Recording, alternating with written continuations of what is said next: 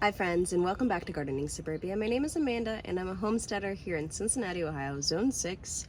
And today we're just going to flit around the garden because I still need to plant a lot of things, not everything, but I really want to get myself into a place where everything is planted, and that way I can go ahead and shoot this beautiful full garden tour for well, it's almost the middle of May now, but the first full garden tour of 2025. So in lieu of finishing tasks, I brought out my lovely container of seeds. These are either things that I've been wanting to plant, or I've needed it to be warmer outside more consistently to plant. Right now we're in the greenhouse. It is hot, so I'm going to open up this flap and get some airflow in here.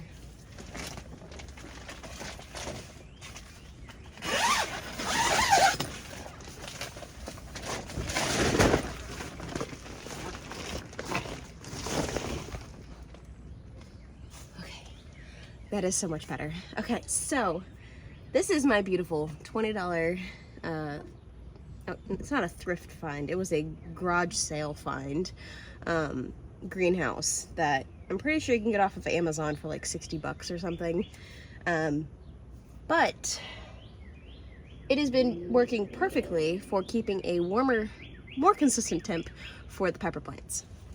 So in here I have a pepper that I picked up from Funky's. This one is more of an ornamental pepper plant. It was really cool, and I couldn't resist. So I need to find a pot for this guy. I think he's gonna go on my front porch though. So I need a home for him. I have some other peppers that were intended for the plant sale, but obviously this did not make the cut because it was cut, but I kept it because I knew it would just send off a lovely little,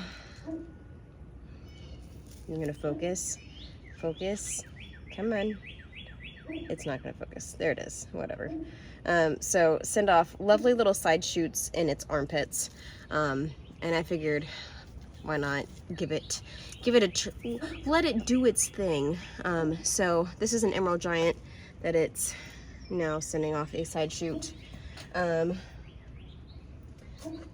This was actually the top of the pepper that got cut off from this guy.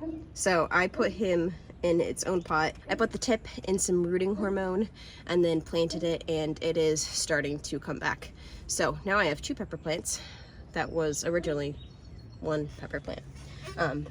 Not that I needed more pepper plants because I'm already spewing out of the ears of pepper plants. I have a few more peppers in here, most of which are going in my dark green stock that I just posted a video about. It is the mini garden green stock. I can't even recall the name of this video now. But it was the most recent video. Basically, I just wanted to give an example of a green stock setup as if it were the only growing space. It's packed full of a lot of different types of plants, just so they can get the most use out of the green stock. I still need to plant the peppers in that, so let's go plant some peppers. I keep getting in the habit of just like gabbing a whole bunch at the front end of videos, and I feel like that makes a lot of people fall off of the video. So if you stick around, I appreciate it. So let's get some planting done.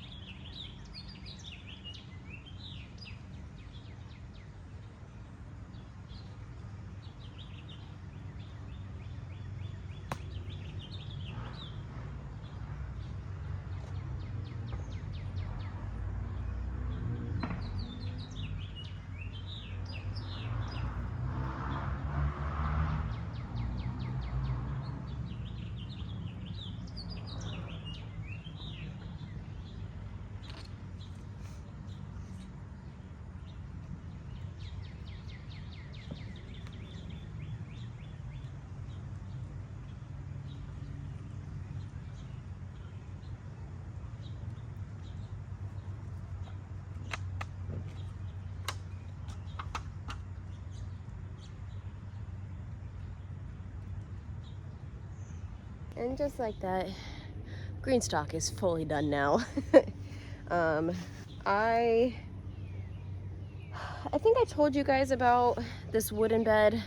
Wow, that looks lovely. Okay, so it's been raining nonstop here, and of course it's nice and dry for now. It was raining earlier this morning. All the weeds have been going crazy, so this just looks like a jungle.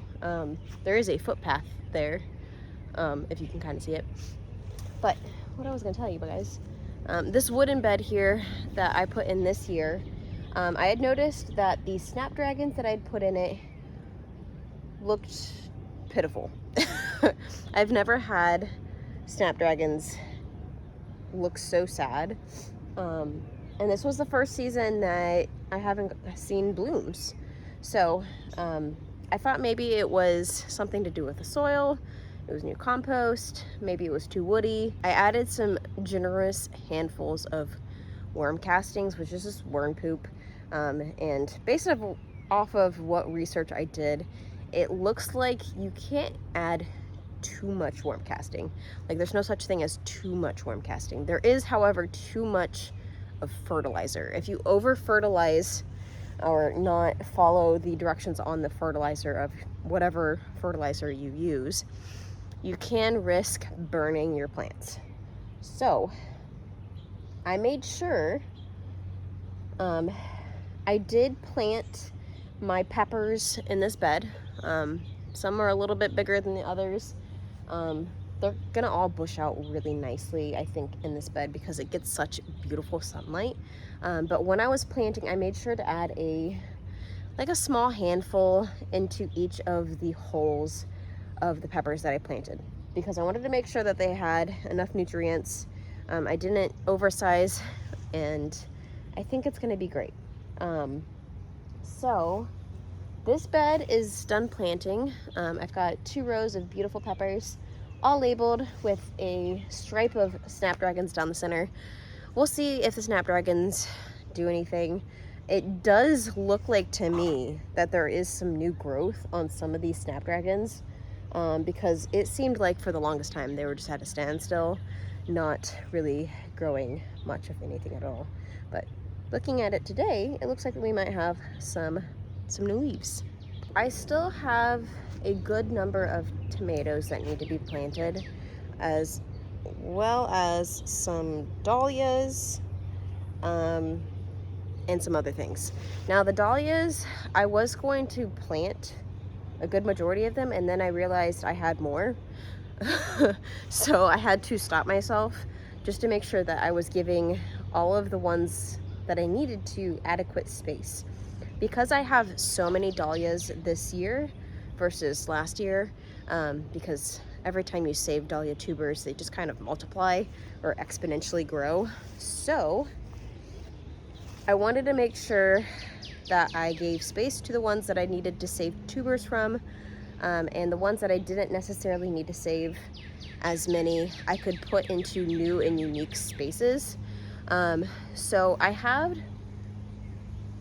have quite a number of spots available on my leaf green stalks, which are that shallower depth. And I decided I'm gonna go ahead and try growing some dahlias in those spots. Because they don't have quite enough space, they may not grow as big. And their tubers may be kind of funky. I have no idea. I've never grown them in there.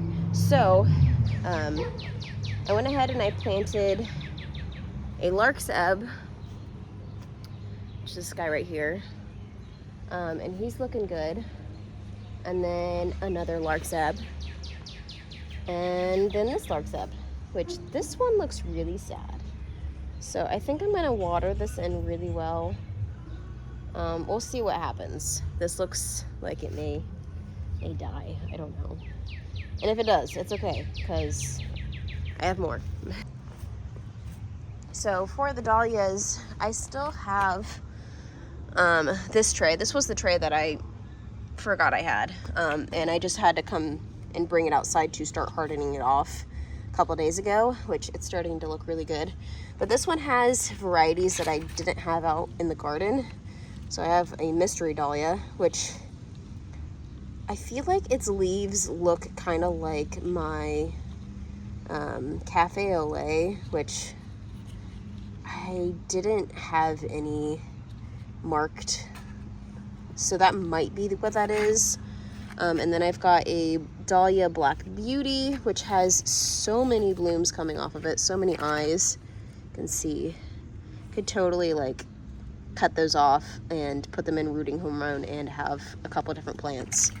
And then I've got two rock stars, which they have really distinct foliage. So those are really easy to tell, which is why I know this one is not a rock star. You are a rock star. You're just not named a rock star.